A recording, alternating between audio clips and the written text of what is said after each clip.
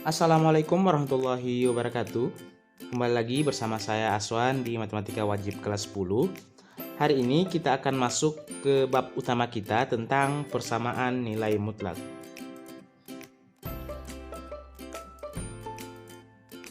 Definisi. Jadi sebelum kita mempelajari atau membahas tentang bagaimana penyelesaian persamaan nilai mutlak, maka kita harus tahu dulu apa yang dimaksud dengan nilai mutlak itu.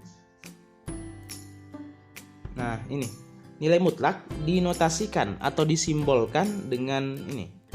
Jadi ada dua garis di sini yang mengapit nanti ada suatu bilangan di sini atau ada suatu variabel atau suatu persamaan linear seperti yang saya sampaikan kemarin bahwa nilai mutlak itu erat kaitannya dengan persamaan linear. Jadi intinya setiap nilai mutlak ditandai dengan dua garis ini yang mengapit suatu angka bisa atau suatu variabel atau suatu persamaan. Nah, didefinisikan sebagai jarak antara sebuah bilangan dengan angka 0 pada sebuah garis bilangan. Oke, lebih paham lagi kita ke contoh. Misalnya, mutlak X sama dengan 4. Artinya, kalau kita mengacu pada definisi ini, jarak antara sebuah bilangan dengan angka 0 pada sebuah garis bilangan. Nah, mutlak X sama dengan 4 artinya jarak suatu bilangan X itu adalah 4 dari angka 0. Saya ulang lagi, ini definisinya. Jarak antara sebuah bilangan dengan angka 0. Berarti kalau kita baca ini, mutlak X sama dengan 4 artinya angka berapa di sini? X, kita belum tahu berapa. X itu jaraknya 4 satuan dari titik 0. Nah, kalau kita buat dari garis bilangan seperti ini. X itu jaraknya 4 satuan dari titik 0. Nah, bisa ini. 1, 2, 3, 4. Nah, satunya di sini. Jadi, titik yang berjarak 4 satuan dari titik 0 itu adalah angka 4. Nah, tapi bukan hanya itu saja. Kalau kita ke kiri juga 1, 2, 3, 4. Ternyata negatif 4 juga memiliki jarak 4 satuan dari titik 0. Maka nilai X yang memenuhi di sini ada 2, yaitu negatif 4 dan 4. Karena negatif 4 dan 4 memiliki jarak 4 satuan dari titik 0 kalau kita mengacu pada definisi. Ya, jadi nilai X-nya bisa negatif 4, bisa 4. Nah, sekarang kita lihat. Kalau dia mutlak 4, artinya jarak titik 0 ke angka 4. Kalau tadi belum diketahui angkanya berapa, ini sudah diketahui. Kalau dia mutlak 4, artinya jarak titik 0 ke angka 4. Nah, jarak titik 0 ke angka 4, ya 4. Kemudian, mutlak 5, artinya jarak titik 0 ke angka 5. Nah, kita hitung 1, 2, 3, 4, 5. Berarti mutlak 5 sama dengan 5. Kemudian contoh lain misalnya mutlak 3. Nilai mutlak 3 sama dengan jarak antara titik 0 ke angka 3. 1, 2, 3. Jadi mutlak 3 sama dengan 3. Kemudian mutlak negatif 5. Coba kita lihat. Artinya jarak titik 0 ke angka atau ke titik negatif 5. Kita lihat berapa jaraknya. 1, 2, 3, 4, 5. Jadi jarak titik negatif 5 dari angka 0 adalah 5 satuan. Kemudian contoh selanjutnya. Nah, mutlak negatif 1. Jarak antara titik 0 ke negatif 1 itu 1 satuan. Nah, coba perhatikan. Kalau secara simpel kita lihat dari B, C, D, dan F.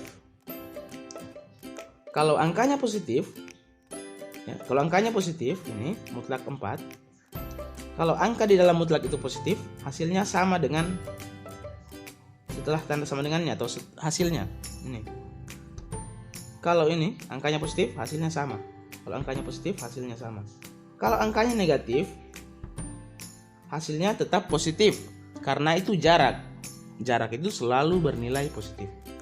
Jadi, nilai mutlak itu selalu mempositifkan setiap angka yang ada di dalam tanda mutlaknya.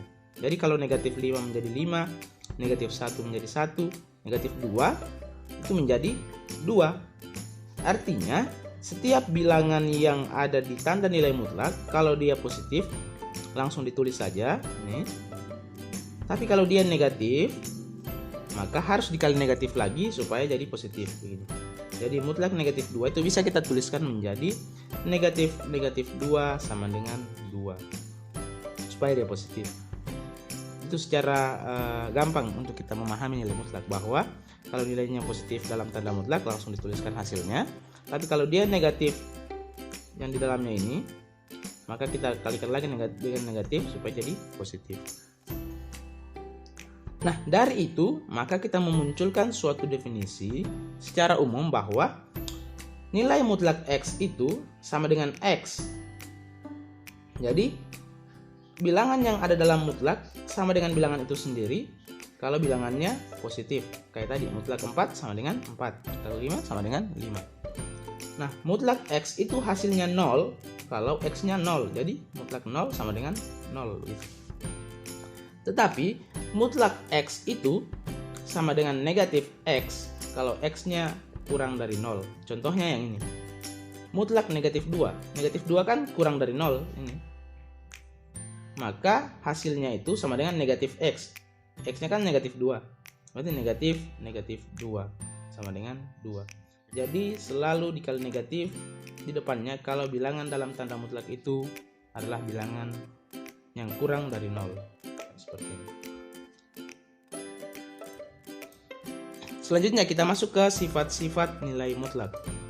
Yang pertama, mutlak A dikali B itu sama dengan mutlak A dikali mutlak B.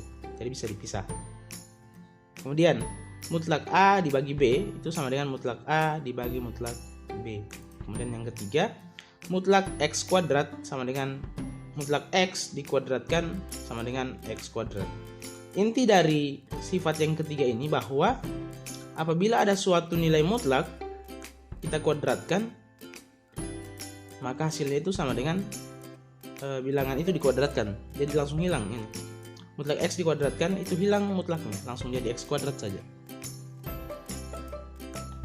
Kemudian yang keempat, kalau A dikurang B, hasilnya itu A tetap A kurang B kalau A-nya lebih besar daripada B.